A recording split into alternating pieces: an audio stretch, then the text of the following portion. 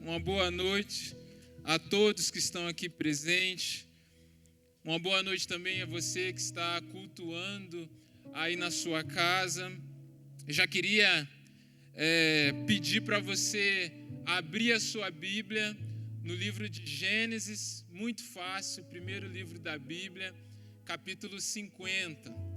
É o texto que vamos usar como base hoje para a mensagem que tem o seguinte tema: a múmia da promessa. Pastor, não é a marca da promessa? Uma forma ilustrativa de colocar aqui essa mensagem, mas você já vai entender por que eu estou colocando esse nome para chamar a sua atenção. Queria fazer já um aviso, aproveitar enquanto você está aí abrindo a Bíblia. Nós estamos vendendo algumas camisetas do M-Holy, uma camiseta linda do ministério, verdinha. Então, gostaria que você passasse lá depois e comprasse uma das nossas camisetas. Assim você vai estar ficando mais bonito, representando o reino. As pessoas vão perguntar: o que é isso? Holy. Tem uma flechinha, então ela é evangelística e você também vai estar abençoando o ministério. Passa lá depois e leva uma camiseta também. Amém? Então, Gênesis 50, a partir do versículo 22, acompanha aí comigo. José permaneceu no Egito com toda a família de seu pai. Viveu 110 anos e viu a terceira geração dos filhos de Efraim. Além disso, recebeu como seus os filhos de Maqui, filho de Manassés.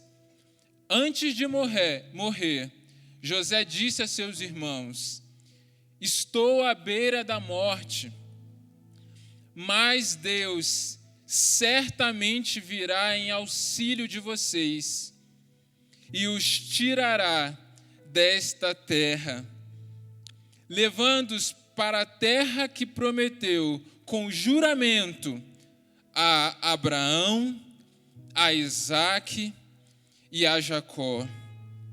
E José fez que os filhos de Israel lhes prestassem um juramento, dizendo-lhes: quando Deus intervir em favor de vocês, levem os meus ossos daqui.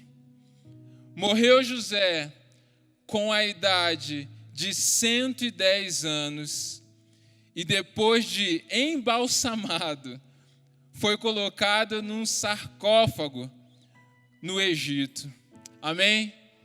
Feche os seus olhos. Pai, nós estamos diante da Tua palavra, Pai, porque queremos ouvir não voz de homem nessa noite, mas queremos ouvir uma palavra do céu, Pai. Eu me coloco aqui nessa noite apenas como uma ferramenta do Senhor, ó Pai, para que o Senhor me use, mas que a glória, ó Pai, que a voz ouvida seja a voz do céu, ó Pai, seja a Tua voz trazendo vida, trazendo direção, que Teu Espírito Santo agora toque corações aqui, prepare corações que estão nesse lugar, corações que estão nas suas casas, para receber uma revelação do alto nessa noite, que pode mudar a história de suas vidas para sempre. Nós nos colocamos em submissão à Tua vontade, em nome de Jesus. Amém. Gente, então aqui nós lemos um texto, acredito que você já pegou um pouco do que eu quis dizer com múmia da promessa. Nós conhecemos muito a história de José, tudo que ele fez, tudo que ele passou, o sonho que Deus deu para ele, mas o ponto final da vida de José, os últimos momentos dele, as coisas que ele fala no final da sua vida, nem sempre nós damos tanta atenção. Mas esse texto revela as últimas palavras de um homem de Deus, de um homem que teve uma vida de obediência, de um homem que foi perseverante, de um homem que é modelo para todos nós. E todo homem, no final de sua vida, ele carrega consigo a sua experiência. Ele carrega consigo a sabedoria de uma vida sendo experimentado. E José, ele toma uma atitude muito interessante. Ele reúne ali os seus irmãos. O texto diz que José, ele pôde ver até a 3ª geração de seus filhos. Então, a sua família, naquele momento, ele já tinha filho, ele já tinha neto, ele já tinha bisneto e até trineto ele já tinha. E José, ele então está ali reunido com seus irmãos para dar uma direção, para dar uma palavra de continuidade. E eu acho que se eu estivesse lá naquele lugar, eu daria atenção para as palavras de José. Conhecendo a sua história, conhecendo a experiência que ele teve, eu olharia com atenção, porque ali está um homem de Deus no final de sua vida. Mas José, aqui nesse momento, ele faz um pedido inusitado. Um pedido que não era comum ao povo hebreu. O povo hebreu, quando você morria, você era enterrado. Assim como Jacó, que pediu para ser enterrado lá em Canaã, e José o levou até lá para enterrá-lo. Mas José faz algo diferente. José diz: quando o Senhor vier, leve os meus ossos daqui. José diz isso porque naquele momento eles estavam no Egito.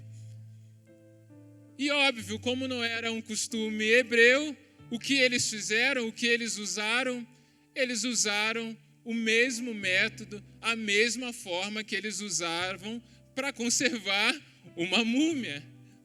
Eles embalsamaram José, eles colocaram então também no mesmo recipiente que é um sarcófago.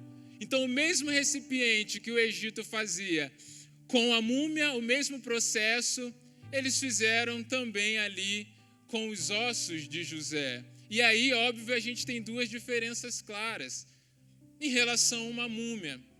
A primeira já fica mais óbvio, que a múmia era preservada. Eu fui pesquisar isso, eles tiravam os órgãos e deixavam só o coração. Então, e os membros, o corpo em si. E José, pelo que diz, ele pede para conservar os ossos. Então, não sei se eles esperaram ficar só os ossos, se eles tiraram os ossos, mas o que diz aqui é que ele pede, dá uma orientação sobre os seus ossos. Mas a segunda diferença é a mais importante aqui nessa noite. A segunda diferença é que no Egito, eles conservavam as pessoas, as múmias, porque eles acreditavam que o corpo precisava estar conservado para haver uma reencarnação. E por isso, então, eles mantinham os corpos ali conservados daqueles homens. Mas o motivo pelo qual José pede para que os seus ossos sejam conservados não foi esse. Os ossos de José não tinham poder nenhum, não tinha nada a ver com reencarnação. José não acreditava nisso. José não fez um pedido porque ele queria que idolatrassem os seus ossos. Não. José fez um pedido que aquele processo acontecesse porque José cria em uma promessa. E quando ele diz, levem os meus ossos daqui, ele está dizendo, eu creio que a história do nosso povo ainda não acabou. Eu creio que eu vou morrer, mas aqui não é o meu ponto final. José pede para que os seus ossos sejam conservados, mas o que nós vamos aprender nessa noite é por que ele pede isso? Por que esse homem no final da sua história não fez como Jacó? Morri, já me levem lá e me enterrem. E eu acredito que toda essa história, a história de José em si, a sua vida, esse momento e a continuidade, se nós olharmos com atenção para essas palavras e olharmos como se nós mesmos estivéssemos vivendo aquele momento, eu creio que Deus pode falar poderosamente ao nosso coração. Você crê nisso? Você quer aprender com a palavra do Senhor nessa noite? A primeira coisa que eu aprendo com isso é: não trate como permanente aquilo que é transitório. Quando José diz, Deus virá para nos tirar daqui, ele está dizendo assim: o Egito não é a sua casa. A situação que você está vivendo é uma situação de passagem, não é para você habitar nela. Não construa casa em situações que são passageiras. Mas muitas vezes nós não conseguimos fazer isso. E quantas vezes nós estamos passando por uma luta, por um desafio, por uma provação, e a situação fica tão difícil que a gente fala assim: parece uma eternidade. Parece que isso nunca vai passar. E nós colocamos o nosso coração, as nossas forças, nós nos destruímos por causa de um problema, quando na verdade as provações que nós passamos são passageiras, mas o potencial das provações que nós passamos, aquilo que ela pode produzir, isso é eterno. As promessas de Deus para as nossas vidas, isso é eterno. Aquilo que Deus disse ao seu respeito, isso é eterno. A dor, a tristeza, o luto, os desafios, tudo isso um dia vai passar. Tudo isso um dia não fará mais parte da nossa história, mas nós só conseguimos experimentar isso se os nossos olhos estiverem atentos naquilo que é permanente, naquilo que é eterno. Sabe por quê? Toda promessa, ela passa pelo tempo. Toda promessa, ela passa pelo teste do tempo. José, ele disse isso, mas 400 anos se passaram e o povo continuou no Egito. E aí? Talvez aquelas gerações que passaram poderiam se perguntar: será que essa promessa ainda está valendo? Nós não gostamos de esperar. Nós não gostamos de esperar até que a promessa se cumpra em nossas vidas. Por quê? Porque nós vivemos no mundo dos resultados. Nós vivemos no mundo da pressa. Quanto mais rápido as coisas acontecem para nós é melhor. Quanto mais rápido as pessoas nos entregam aquilo que nós queremos, isso é sinal de eficiência. Nós queremos tudo muito rápido, a gente tem que produzir, a gente tem que fazer. Isso é uma cultura nossa. Mas por ser uma cultura nossa, nós projetamos essa expectativa em Deus. Ou seja, o Deus que dá certo é o Deus que cumpre e cumpre rápido. Mas Deus fala assim: ei, espera aí. E a gente muitas vezes deixa a atenção, os olhos daquilo que é eterno, e a gente começa a olhar para aquilo que é circunstancial. Sabe por quê? Uma coisa que faz a gente olhar para os nossos problemas é a pressa, é a ansiedade. Quer ver como eu te provo isso? Você tem lá o seu horário do trabalho. Da sua casa para o seu trabalho, leva 15 minutos. E aí você, como é um bom profissional, você sai 30 minutos mais cedo. E aí você vai, coloca uma música no carro, nem percebe nada. Vai dirigindo, vai olhando a paisagem. Você chega lá no seu trabalho com antecedência. Você acha assim: poxa, 15 minutos é bem pertinho. Você nem vê. Mas aí tem aquele dia que aconteceu um imprevisto e aí você saiu em cima da hora. Você saiu 15 minutos certinho para você chegar no trabalho. Ah, meu irmão, nesse dia Aí a gente começa a olhar muita coisa, não é verdade? Primeira coisa é o ônibus que para na sua frente. Meu Deus, que ônibus lerdo, que esse carro aqui não anda. É o trânsito, meu Deus, todo dia trânsito em Curitiba. Isso que Curitiba nem tem engarrafamento direito. Mas naquele dia, gente, esse trânsito não anda. O que está acontecendo? Que eternidade é essa? Os sinaleiros, sinaleiro está tudo endemoniado. Não é possível esse sinaleiro. Parece que é só porque eu estou passando que o negócio fecha. A gente fica desesperado. Por quê? Porque quando estamos com pressa, nós olhamos pelo problema. Por quê? Porque queremos rápido. Ei, mas Deus quer te ensinar nessa noite. Espere. Permita que a promessa passe pelo teste do tempo e seja aprovado nesse teste.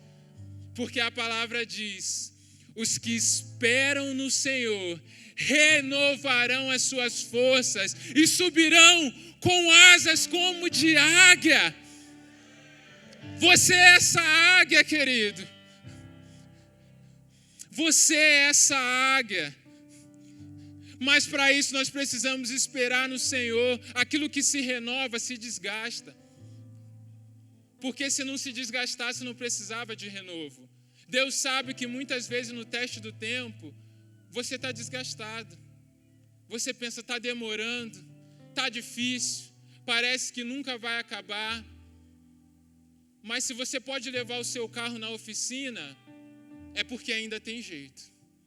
Porque se der PT no seu carro, aí não tem mais o que fazer.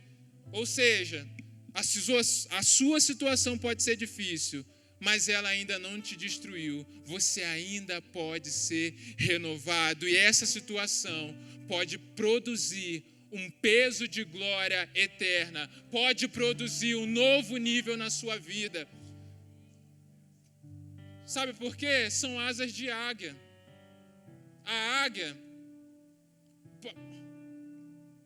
o passarinho está lá no ninho, o filhote de águia está lá no ninho, começou a se bater muito, começou a se agarrar muito, o que ela faz? Joga para fora. Aí você pensa assim, que maldade, né? Jogar aquele pequenininho para fora do ninho. Por que a águia joga para fora do ninho? Porque é filhote de águia. Por isso. Porque é filhote de águia. E filhote de águia tem asas para voar no tempo certo. Chega uma hora que não cabe mais no ninho. Macaco não joga o filhote lá de cima. Coloca nas costas e vai segurando aí. Você é filho de Deus. E muitas vezes nas provações é que as suas asas são forjadas para que você decole, para que você dê os voos que Deus quer para a sua vida. Mas no tempo certo Ele te tira do ninho e fala assim, agora vai, meu filho. Agora é com você, agora cresce, agora amadurece. Chega de comida na boca. A promessa que eu te dei precisa passar pelo teste, mas as provações são para produzir. Mas aí não basta saber que a situação é temporária. Eu preciso ser aprovado. E para ser aprovado, eu preciso ter convicção na promessa. Eu preciso ter certeza de que o que eu estou passando não é para me destruir. Que o que eu estou passando, Deus tem os propósitos corretos. Porque a Bíblia diz que Deus disse lá em Jeremias, eu sei os planos que tenho a vosso respeito, planos de paz e não de mal, para lhe dar um futuro e uma esperança. José, ele não disse assim, olha, eu acho que Deus virá. José, ele não disse assim, talvez Deus virá. José, ele não diz, se Deus virá. José diz, quando Deus vier. Ou seja, vir é uma certeza. Não sei se é daqui a 100, 200, 300, 400 anos, mas eu sei, Ele virá. Ele tinha convicção. E quando nós temos convicção, nós não passamos apenas pelo teste do tempo, nós passamos também pelo teste da mudança. E olha, nós temos vivido mudanças. Nós odiamos mudanças, mas temos vivido constantemente mudanças. Alguém disse que a única constante do século 21 são as mudanças. Ou seja, sempre haverão mudanças. Mas nós não gostamos, por quê? A gente gosta das coisas no nosso controle. A gente gosta das coisas do jeito que já estamos ali acostumados. As regras de vivência bem claras. Nós gostamos de manter o controle das coisas e quando as situações elas mudam, nós ficamos um pouco perdidos. Nós ficamos um pouco inseguros. Mas a verdade é que algumas mudanças, elas mexem diretamente com coisas que nós damos valor. Algumas mudanças, elas geram situações de risco. São mudanças que geram risco para aquilo que nós sonhávamos, para aquilo que nós temos e conquistamos com muito suor. Criam risco para um estilo de vida que a gente gosta, que nos gera um conforto. Criam risco, inclusive, para pessoas que nós amamos. E as mudanças fazem que, muitas vezes, o controle que nós tínhamos, achávamos que sabíamos muito, nos coloca em uma situação que nós não sabemos mais nada. A gente não sabe se amanhã o mercado vai estar aberto. A gente não sabe o que vai acontecer semana que vem. A gente não sabe como vai estar a nossa saúde e a saúde das pessoas da nossa casa. Nós marcamos um casamento 1 ano antes, mas não sabe se naquele dia vai dar para fazer. E talvez você esteja assim, eu não sei mais de nada, eu não sei o que vai acontecer, o que será da minha vida, o que será da minha família, o que será do futuro da igreja. Mas Deus olha lá de cima e diz: eu é quem sei os planos que tenho a vosso respeito. Aleluia! Eu é quem sei os planos que tenho a vosso respeito. Planos de paz e não de mal, para lhe dar um futuro e esperança. O nosso futuro precisa estar nas mãos de Deus, porque é com a convicção, é quando colocamos o nosso futuro na mão de Deus, que nós passamos pelo teste da obediência. José sabia o que era obedecer. José passou pelo teste do tempo, desde quando ele saiu da sua casa vendido, até ele se tornar, então, um grande homem ali no Egito. José sabia o que era passar pelo tempo das mudanças. Um dia estava na sua casa, outro dia estava sendo vendido, no outro dia já estava sendo preso. José sabia também o teste da obediência, porque quando ele foi tentado pela esposa de Potifar, ele não caiu, ele não cedeu. O povo que recebe essa mensagem, a geração que recebe as palavras de José, precisou também enfrentar esses testes. Mas 400 anos se passaram, e você pode perguntar assim, não, é muito tempo. Não tinham mais pessoas ali no Egito tementes a Deus, capazes de obedecer em longos tempos, em momentos de mudança, e continuarem sendo obedientes. Mas se você virar uma página, a gente vai ver o que acontece no livro de Êxodo. Êxodo começa declarando a morte de José. Um novo faraó assume, pois aquela geração já havia morrido e ele não conhecia José. E o povo hebreu começa a crescer ali no Egito de forma que se tornou um perigo para os egípcios. E eles começam a oprimir, mas não deu certo, o povo se multiplicava. E aí o rei do Egito ele dá uma direção. Êxodo 1, versículo 15. Olha o que vai dizer. O rei do Egito ordenou às parteiras dos hebreus, que se chamavam Sifrá e Puá: quando vocês ajudarem as hebreias a dar à luz, verifiquem se é menino. Se for, matem-no. Se for menina, deixem-na viver. Todavia, as parteiras temeram a Deus e não obedeceram às ordens do rei do Egito. Deixaram viver os meninos. Versículo 20 termina dizendo assim: Deus foi bondoso com as parteiras e o povo ia se tornando ainda mais numeroso e cada vez mais forte.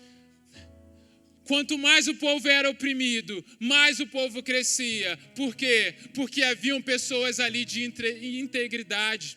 Haviam pessoas que decidiram passar pelos testes e serem obedientes. Às vezes nós achamos assim, será que dá para ser uma igreja fiel nesse tempo? Será que dá para ser obediente nesse tempo? E nós justificamos as nossas falhas, as nossas desistências, a nossa falta de santidade e a nossa desobediência a Deus com a situação. Olha o Brasil como é que está. Olha a pandemia como é que está. Querido, eu quero te dizer algo. O Brasil não é pior que o Egito. O Brasil não está pior do que o Egito. Dá sim para sermos uma igreja fiel. Dá sim para sermos uma igreja relevante. Porque convicção gera obediência. E obediência gera a bondade, o favor de Deus. Por isso temos que ter o temor do Senhor em nós. Mas algo que nós vemos também nesse tempo é uma estratégia do diabo para frustrar as próximas gerações. Uma estratégia do diabo para matar o propósito de Deus das próximas gerações. Eu não sei se você está atento, mas hoje já estão sendo lançadas literaturas falando sobre a geração C. Sabe o que é a geração C? Geração Covid. Você está vendo essas crianças aqui? Inclusive minha filha, se não estiver lá já mamando, está por aqui. A Luísa, o Israel, está ali, né? Estão tudo ali. Tudo geração C, geração Covid. Ou seja, estão querendo ler os nossos filhos a partir de um problema, a partir de uma pandemia, a partir dos danos que nós estamos vendo hoje no mundo. Estão querendo ler a próxima geração, mas eu me recuso a aceitar isso. Sabe por quê? Quando há pessoas obedientes, elas não geram a geração C, elas geram a geração L. Sabe por quê? A geração L é a geração dos libertadores. Através da obediência das parteiras, Moisés, o libertador, foi gerado naquele lugar. Eles achavam que estavam matando as próximas gerações, mas aqueles que nasceram em meio à pressão foram aqueles que foram um canal de libertação. Assim será com os nossos filhos. Eu creio em nome de Jesus. Mas a história então continua. Moisés nasce a partir da atitude dessas parteiras que não mataram os meninos. O rei daquele lugar, o faraó, ele pede para que jogassem então os meninos no Nilo, para que de alguma forma os meninos morressem. Você conhece talvez um pouco mais da história. Moisés é colocado à beira do rio. A filha de Faraó pega, ele cresce então no palácio. Deus, ele cuida da vida de Moisés ali, e com 40 anos então, ele sai do Egito. Fica mais 40 anos até que ele tem um encontro com Deus. E Deus envia Moisés de volta ao Egito com a missão de libertar aquele povo. E Deus diz, aquele povo clamou a mim, ou seja, aquele povo ainda cria na promessa. O rei daquele lugar, ele se nega. Deus manda 10 pragas àquele lugar até que ele entende que ele não pode brigar contra Deus. Que quando Deus quer fazer algo, não tem mais jeito. A Bíblia vai dizer que Deus, ele age, e ali, quando eles saem do Egito, eles não saem sem nada. Eles saem com muitos bens. Eles podiam pedir os vizinhos, os utensílios, o ouro. Eles podiam pedir as joias e levarem com eles. Tanto que a gente vai ver depois no deserto que eles tinham ouro, que eles tinham prata, que eles tinham recursos. Eles não foram sem nada para lá. Então você imagina lá aquele dia, o dia da libertação, o dia que a gente vai sair do Egito, tudo liberado. Pode pedir para o seu vizinho ouro, pega aí comida, leva. Como que foi aquele dia? O que você faria nesse dia? Já pensou? Chegar lá para o vizinho, o egípcio, aquele que te perturbava, falava, tá vendo isso aí que você tem aí de ouro? Pode me dar, vou levar. Deus liberou tudo. Pensou, Maria? Você saindo toda faraônica lá? Meu irmão, imagina a mulherada falando pro marido, você pegou isso, pegou o tênis, pegou a camisa, você não esqueceu a escova de dente? O marido fala, camisa, só tenho 2. E aí está lá o povo naquela correria para pegar o ouro, para pegar a mochila, para fazer a mala, porque eles queriam sair logo daquele Egito. Mas aí eu estou imaginando aqui na prática como aconteceu. Aí está lá Moisés. Lá naquele lugar onde ele cresceu, revendo toda, talvez lembrando da sua história ali, falando, cara, chegou mesmo o dia. Eu saí daqui fugido. E agora a gente vai viver essa promessa. Enquanto está todo mundo lá indo buscar o ouro, a prata, para sair com toda a ostentação do Egito, Moisés está fazendo outro caminho. E talvez as pessoas pudessem olhar assim, Moisés, onde você está indo? Por que você não está indo buscar as coisas, o ouro? Por que você não está saindo buscando aquilo que é mais precioso? Mas Moisés está no seu coração. Existe algo nesse lugar que eu não posso deixar para trás. E aí Moisés vai andando e ele chega num lugar onde tem vários sepulcros, talvez. E aí Moisés, ele vê escrito assim, José, o segundo maior homem do Egito no seu tempo.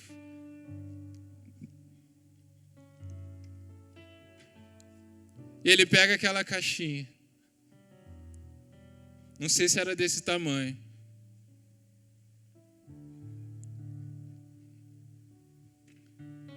e ele vai carregando. Talvez alguém pudesse olhar Moisés. O que é isso aí, Moisés? Cadê o ouro? Cadê as coisas que você precisa carregar? O que é essa caixinha aí que você está levando? Isso aí não serve para nada, preste atenção, Moisés. Êxodo 13.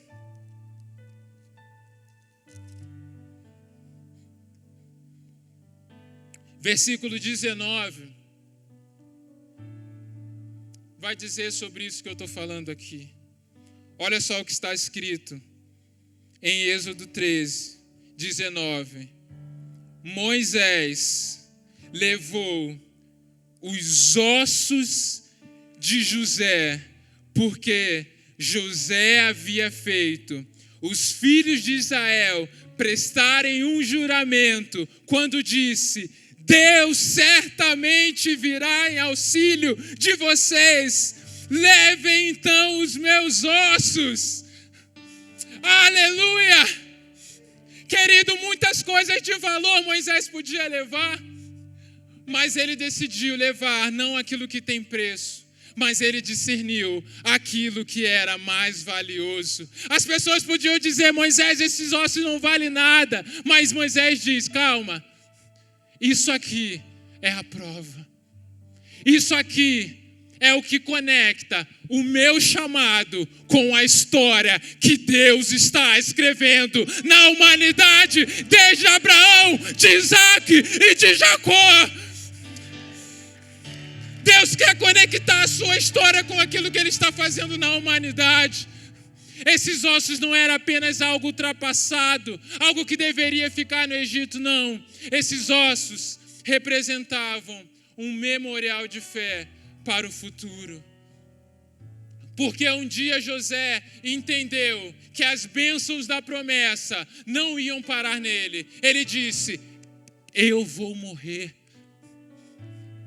Ele disse: eu vou morrer. Ele não estava profetizando para ele. A promessa, a bênção não era para ele. Ele diz: eu vou morrer, eu não vou passar daqui. Mas a promessa, ela não vai parar em mim. E nós temos que aprender isso. O propósito que Deus tem para a sua vida não pode parar em você. Aquilo que José recebeu de Abraão, de Isaac e de Jacó, da sua família, ele declarou sobre o futuro, mesmo ele sabendo que ele não estaria lá para usufruir dessa bênção. Ele sabia que os seus dias iam acabar ali.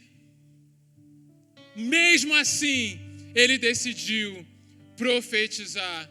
José entendeu que a sua história não era uma história de superação. José entendeu que a sua história era uma história de multiplicação. Quantos hebreus chegaram no Egito com José? Fala assim: nenhum. Fala, nenhum. José chegou no Egito sozinho. Agora diz para mim, quantos saíram do Egito? Os estudiosos vão dizer que aproximadamente mais de 2 milhões de pessoas, quase 3 milhões, alguns vão falar. Porque um homem um dia chegou sozinho no lugar, mas ele entendeu que a história dele não terminava nele. Ele era um canal de multiplicação. Mas sabe por que muitas vezes nós não conseguimos viver isso? Não conseguimos olhar para o nosso propósito, a nossa história, além de nós mesmos. Porque muitas vezes nós não conseguimos ler a Bíblia, ler os atos de Jesus e nos vermos em Jesus. Nós lemos a Bíblia, Jesus e a mulher de fluxo de sangue. A gente pensa que a gente é quem? A mulher do fluxo de sangue, que tem que tocar em Jesus para receber a nossa bênção, tem que ter fé. Jesus lá com Lázaro, a gente pensa o quê? A gente é Lázaro que tem que remover a pedra da nossa vida. Ou no máximo a gente é a família de Lázaro que está esperando, que está triste, porque Jesus não chegou a tempo. Querido, eu quero que você preste muita atenção nisso agora, porque esse entendimento mudou a história do meu chamado, mudou a minha história, como eu entendo o meu propósito hoje, porque eu também fui chamado assim. Eu fui chamado olhando para Jesus chamando Pedro, e eu era Pedro, onde Deus estava falando assim: eu quero usar os seus talentos. Eu sabia fazer teatro, eu sabia dançar. E eu pensava assim: Jesus vai usar os meus talentos para ganhar pessoas, e é isso. Mas um dia Deus começou a amadurecer no meu coração a ideia de eu ser um líder, de eu ser um pastor, de eu cuidar de gente. E eu falei: Senhor, será que é isso mesmo? Só me usa os meus talentos. Eu não preciso de muita responsabilidade. Mas demorou. Mas um dia Deus falou: pare de olhar para Pedro, se veja no lugar de Jesus. E aí, querido, aí as coisas começaram a ficar mais claras. que não era sobre apenas Deus usar os meus talentos, mas Ele me disse: você vai conectar pessoas que estão lá pescando, mas você vai trazer elas para propósitos eternos que elas nem imaginam. Você será um canal de conexão entre pessoas que estão vivendo sem propósito para pessoas que começarão a ser relevantes. Talvez um grande dilema da vida cristã é: como eu posso descobrir o meu propósito? Eu quero te dar uma dica a partir da minha experiência. Leia a Bíblia de novo e se veja no lugar de Jesus. Leia a Bíblia de novo, os evangelhos, se veja em Jesus. Quando você vê lá, Jesus, o barco está balançando, não pensa que é as tempestades da sua vida. Veja que você está lá dormindo. Quando você vê lá a multiplicação dos pães, não veja que você é quem está dando 5 pães e 2 peixes. Veja que você é aquele que vai multiplicar, porque há uma multidão lá fora com fome. Nós falamos: Senhor, dá de comer, mas Ele diz para nós: dai vós de comer. Ei, dê vocês de comer. E eu digo para você, a visão de multiplicação de José, será que é isso tudo mesmo que eu estou falando? Talvez você está aí pensando: pastor, você está supervalorizando esse ato de José. A Bíblia tem muitos feitos grandes, maiores até do que José fez. É verdade. Se você fosse destacar um grande ato de José, o que você destacaria? Talvez José o sonhador. Não é verdade? José é aquele que venceu a tentação. Talvez o maior feito. Talvez José é aquele que livrou o mundo inteiro da fome. José é um grande administrador, aquele que enfrentou a prisão.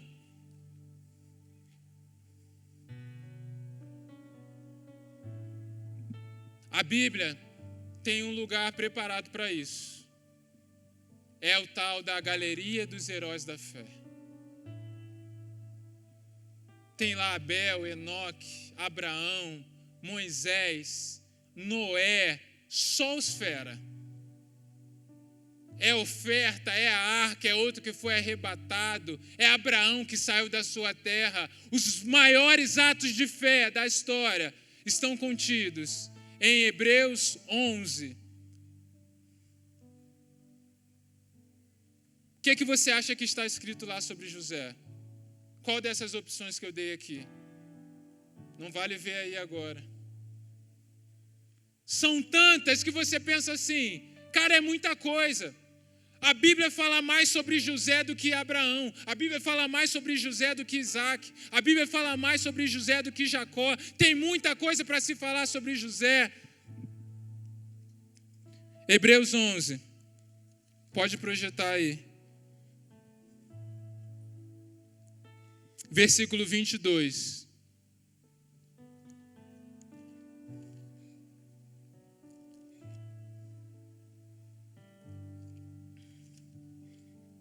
Diz assim: pela fé, José, no final da vida, fez menção ao êxodo dos israelitas do Egito e deu instrução acerca dos seus próprios ossos.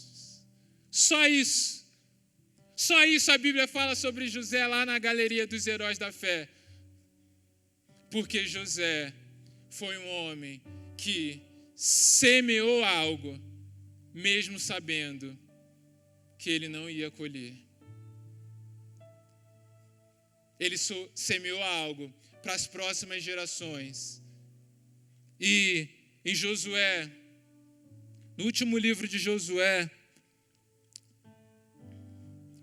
aliás, no último capítulo, Josué 24, 32, vai dizer: os ossos de José, que os israelitas haviam trazido do Egito, foram enterrados em Siquém, no quinhão de terra que Jacó havia comprado dos filhos de Amor, pai de Siquém, por 100 peças de prata, aquele terreno tornou-se herança dos descendentes de José. Aquele menino que chegou no Egito sozinho não foi reconhecido pela história de superação, foi conhecido por uma história de multiplicação. Seus ossos chegaram lá na terra prometida e lá ele foi enterrado, sem ver o que aconteceu depois, mas ele creu. Só que um dia,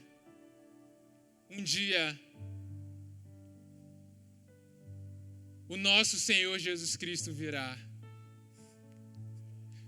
José não vai despertar lá no Egito. Um dia José saberá que a promessa se cumpriu. Um dia José saberá que como ele profetizou, assim aconteceu. Mas saberá muito mais, que depois dele veio outro, parecido com ele, mas maior do que ele. Talvez a gente não encontre na Bíblia em outro lugar alguém mais parecido com Jesus do que José. Ele também pastoreava as ovelhas do seu pai. Ele também era amado pelo seu pai. Ele também enfrentou tentações. Ele também foi preso injustamente. Os 2 presos que estavam com ele, um se perdeu, o outro foi promovido. José tem muitas coisas semelhantes a Jesus. É muito difícil a gente encontrar uma falha de José. Ele perdoou aqueles que o maltrataram. E José também, de muitas coisas que tem semelhantes a Jesus, o seu corpo não ficou no lugar do seu sepulcro. Mas aí tem uma diferença. Porque os ossos de José não estão mais lá no Egito, porque eles foram levados para a terra da promessa. Mas os ossos de Jesus, o corpo de Jesus, quando foram procurar, perguntaram: para onde levaram? Jesus não foi levado. O nosso Deus ressuscitou. E hoje Ele é a garantia da nossa promessa. Não guardamos ossos porque a cruz está vazia. Mas assim como Deus veio e visitou o povo no Egito, o nosso Deus virá e todas as promessas se cumprirão, porque Ele é fiel, porque Ele é poderoso, porque não existe impossível para Ele. Querido, feche os seus olhos. Oh Deus, nós já temos algumas pessoas se ajoelhando antes do apelo, porque já entenderam a mensagem.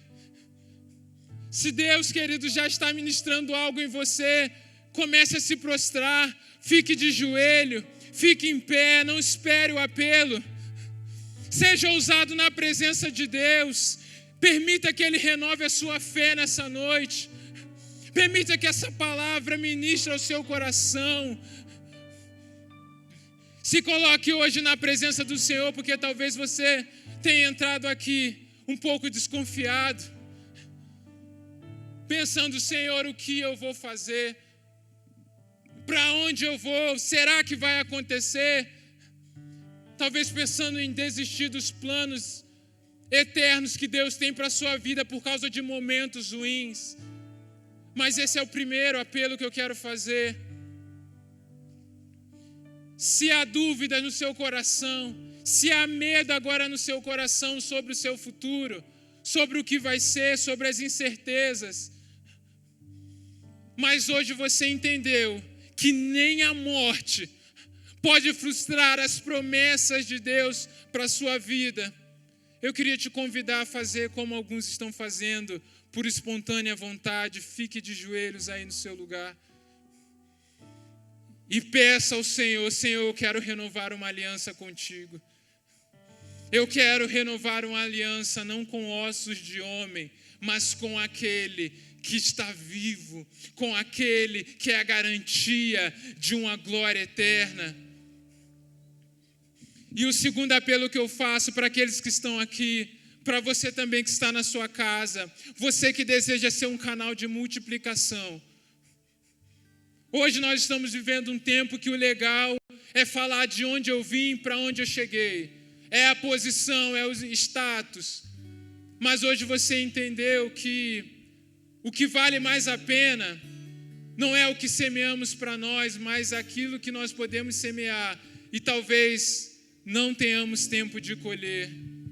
Se você deseja ser um canal de multiplicação também, fique de joelho onde você está. Fala, Senhor, eu quero ser marcado também como um exemplo de fé, não apenas por aquilo que eu vivi para mim, mas pelas marcas que eu deixei aonde eu passei, e aquilo que eu não vi, mas eu sei que pessoas foram abençoadas, que pessoas foram tocadas. Faça isso em nome de Jesus. Nós vamos adorar ao Senhor.